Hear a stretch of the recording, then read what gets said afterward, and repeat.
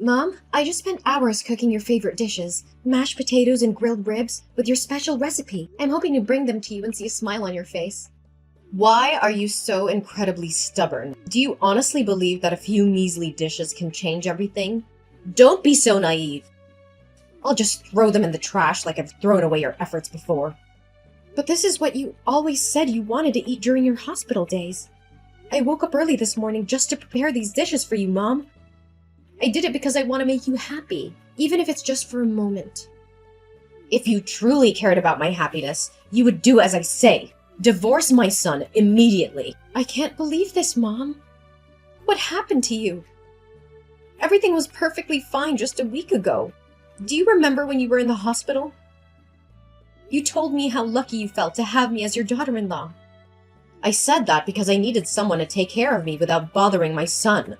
You know it well I had a stroke, and you spent a whole month tending to me in that hospital. With only one son, I couldn't burden him and certainly couldn't afford to hire help. So I pretended to like you just to exploit your care until I recovered.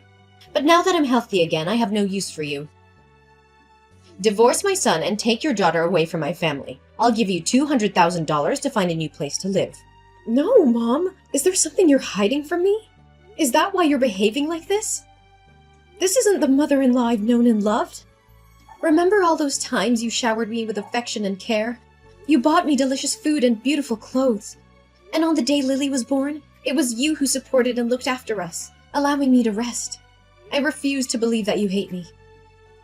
I've made myself clear, yet you still don't understand? I only pretended to love and appreciate you because I needed someone to take care of me until I got better. You were a convenient means to an end. A way to ensure my well-being without inconveniencing my son. But now I don't need you anymore. You're nothing but a burden, and your presence angers and disgusts me. How can you say such cruel things, Mom? If there's something about me that you dislike, just tell me. I'm willing to change. Can't you see how much I love you and consider you my real mother? Ever since I was abandoned by my own mother and left at that orphanage at the tender age of 3, I've never known the love of a true family. It wasn't until I met Paul and became part of your family that I finally experienced what it means to be loved by a mother. I won't divorce Paul over some absurd reason like you not liking me. I won't let go of the only family I have. Do you honestly believe that I treated you well because I actually liked you? It was only because you were pregnant with my grandson that I pretended to be nice to you. I thought having a grandson would change things. But truthfully, I never liked you at all. And let's face it, your background is utterly disdainful. I seriously suspect you manipulated my son into marrying you just to get into this house. No, Mom, that's not true. I truly love Paul. From the moment I found out I was pregnant, I never forced Paul to marry me. I made it clear that I could raise and take care of the baby on my own. It was actually you who said you wanted me to be your daughter-in-law. Why are you suddenly changing your tune and treating me so differently? You're testing my patience. You need to divorce Paul immediately for my sake. This home is no longer a place for you and your daughter. You're just a useless, weak daughter-in-law. But this is all so sudden for me. Have you forgotten how much I love you? Do you remember 3 months ago when you had a stroke and had to be hospitalized for over a month? It was me who resigned from my job to be by your side day and night. I changed diapers, fed you porridge, and even accompanied you to physical therapy. Wasn't our love still strong then? Are you saying that you treated me well because you wanted someone to take care of you for free? Then why did you push my hand away when I tried to change your diaper? Why did you insist on doing it yourself? Can you see how absurd this all is? Oh, now you're sitting here trying to take credit for everything? Do you want more money to divorce my son? Fine. I'll give you $200,000 and the house I'm living in. That's all I managed to save my entire life. Of course, I'll still ask Paul to provide monthly child support. So please understand that it's time for you to leave my house. No, Mom. I never wanted your money. I just hope you won't force me to divorce Paul. I don't want to lose a mother again. I've already experienced abandonment once, and I don't want to go through it again. Mom, maybe it's the side effects of your medication that are making you irritable, but you don't really mean to chase me away, do you? Enough with your manipulative words, Wendy. I've had it with your presence in this house. I never loved you, and I never will. You're nothing more than a burden, a stain on our family. Mom, I can't believe you're still insisting on this. Divorcing Paul is not the solution. We can work through whatever issues you have, but tearing family apart is not the answer. I don't want to hear your excuses or pleas, Wendy. I've made up my mind. Divorce my son and leave our lives for good. You're not welcome here anymore. But what about the love we shared, the moments we cherished together? Is all of that meaningless to you now? I've always considered you my family, my mother. How can you turn your back on me like this? You were never truly part of this family, Wendy. I tolerated you out of necessity, but I never loved you. It's time for you to face the truth. Divorce my son and leave before I take further action. This is so hard for me to comprehend, Mom. I thought we had a connection, a bond that went beyond blood. I've given my heart and soul to this family, to you and Paul. How can you discard that so easily? Mom, I'm going to pretend that today's conversation didn't happen and assume you're under the influence of drugs or something to behave this way. I cannot and will not comply with your unreasonable request. Your sentimental words mean nothing to me, Wendy. Just do as I say and leave. This is the end of our relationship. Mommy, Sandra, your neighbor just texted me and said you fell down the stairs yesterday.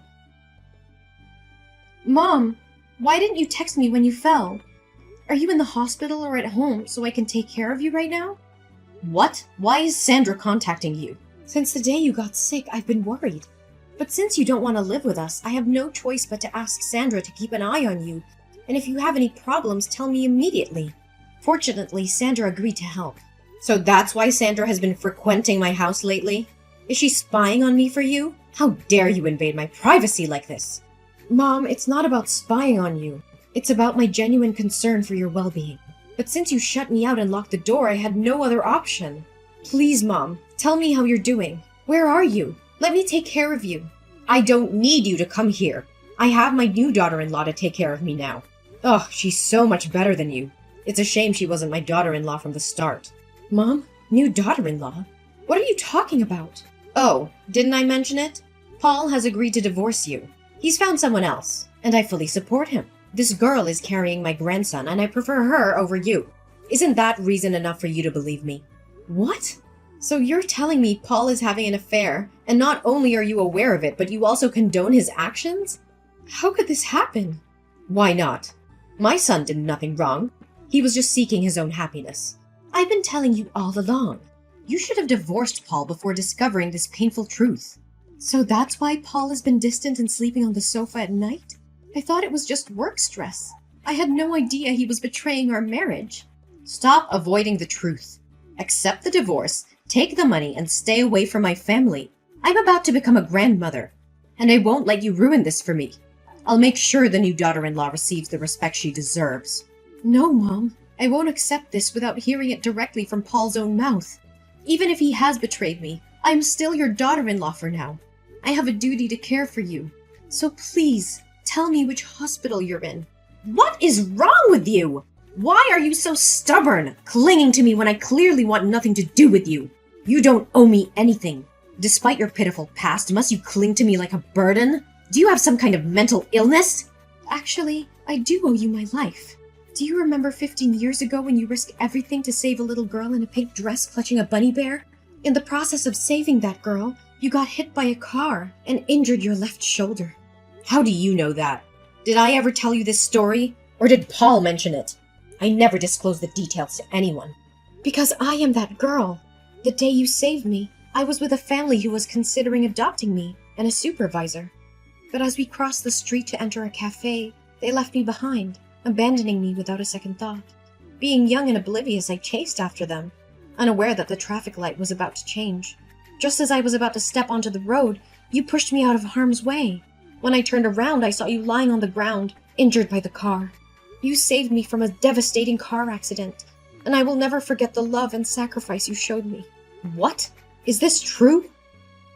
How is it even possible? If you already knew the truth, why didn't you tell me for the past 4 years?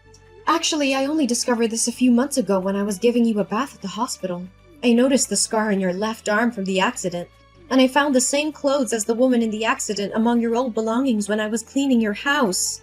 Out of curiosity, I asked Paul, and he confirmed the story with the same time and place. The world must be playing some cruel game. But wait, you mentioned a family interested in adopting you that day. So why did you end up in an orphanage, enduring years of loneliness? After the incident, they believed I was an omen of bad luck, a bringer of misfortune. They refused to adopt me, and the rumor spread. From then on, no family wanted to adopt me. It's difficult to comprehend. How can people harbor such irrational thoughts? Nevertheless, I'm grateful that the little girl I saved grew up to be kind and respectful. Mom, do you realize that you've been acting strange lately? Just a while ago, you were cursing and insulting me, and suddenly you turned into the gentle, loving mother you used to be. I am simply relieved that I didn't save the wrong person. But don't mistake my relief for affection. My stance remains unwavering. You must divorce my son immediately. Fine, I will take your demand into consideration. But until then, I will continue taking care of you as your daughter-in-law. I am indebted to you for saving my life, and I won't abandon you when you need support. There are no feelings of love involved, just gratitude. Is that clear? I don't require your gratitude or anything else. Just stay away from me. If you expect me to divorce Paul, then you must allow me to care for you during this time. I won't be ungrateful and forsake my savior in her time of need. Oh, you are incredibly stubborn. Fine, I will share my location with you. But once I've recovered, you will divorce Paul, and I never want to see you again. Mom, why didn't you inform me about your illness? Is that why you were trying to separate us? What are you talking about? Illness? What's wrong with you? I'm perfectly healthy. Stop hiding it from me. I already know the truth. You didn't have to act like nothing was happening. No what? Are you referring to the incident where I fell down the stairs? It's been a while and I'm fine. Besides, it wasn't a serious injury, so there's no need for concern, right? No, Mom. I'm talking about your high risk of hemiplegia and early signs of Alzheimer's. What's all this about? What are you trying to say? Today, when I went to the hospital to retrieve an item I'd left behind during my previous visit, I bumped into the doctor who treated you when you had a stroke. He gave me a notebook you had forgotten. Accidentally, I dropped it and read its contents. It's a notebook where you record all your important information, characteristics, and relationships, including mine, Paul's, and my daughter's. It seemed strange to me, so I asked the doctor about it. He informed me that you were showing early signs of Alzheimer's, and the notebook is meant to help you remember your loved ones. I don't understand what you're talking about. Just because I keep a notebook to jot down some information doesn't mean I have Alzheimer's. Don't believe him, he's talking nonsense. Mom, I have seen your medical records. It also mentions the high possibility of you experiencing hemiplegia. The doctor informed you about this a few weeks ago. Is this the reason you pushed me away? Why would I hide such information from you?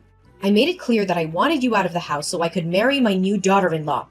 Why are you still deceiving yourself? I'm perfectly healthy. I don't have any diseases. Are you making up stories? You keep mentioning your new daughter-in-law, but I never saw any woman during the time I was taking care of you. Did you mention she intentionally pushed me into desperation and forced me to divorce Paul? And is she truly pregnant with Paul's daughter? Yes, it's true that she's pregnant with Paul's daughter, which is why she couldn't come and take care of me as often. I knew it all along. So you've been intentionally lying to me? Mom, just admit it. Admit that you fabricated everything to push me away for some reason. What nonsense are you talking about? Did I say something wrong? Last time you told me that Paul's mistress was pregnant with a boy. But just now when I asked if it was a girl, you admitted it. If it's true that you sent me away because I couldn't have a boy, how could you forget the sex of the baby? I just made a mistake while typing. There's nothing wrong. Yes, I pushed you away because you couldn't give me a grandson. I wanted you to divorce Paul. Mom, you never kicked me out because I couldn't have a son. And now I'm certain that what the doctor told me is true. You set a trap for me? How dare you do that? Mom, enough with the lies and deceit. I won't let you manipulate me anymore. I demand to know the truth. Why are you really pushing me away? What is the real reason behind all of this? I can't. No more evasions, Mom. I deserve to know. We've been through so much together, and I've been by your side when you needed me. I won't let you shut me out like this. Tell me what's really going on. Fine, Wendy. You want the truth? The truth is, I'm scared. I'm scared of losing my independence, my control over my own life. I see my health declining, and it terrifies me. I pushed you away because I thought it would be easier to face it alone. Mom, did you know that you were really sick and hid it from me? How could a mother be like this? Taking care of a mother is the responsibility of the child. If you have any fate, I will live my life in regret. No, I don't think that way. I just believe that you are a good girl and you deserve a mother-in-law who loves you more than having to work hard to take care of a mother who can't take care of herself. I didn't want to be a burden to you. What about Paul's affair and you having a new daughter-in-law? I need to come clean about something else, Wendy.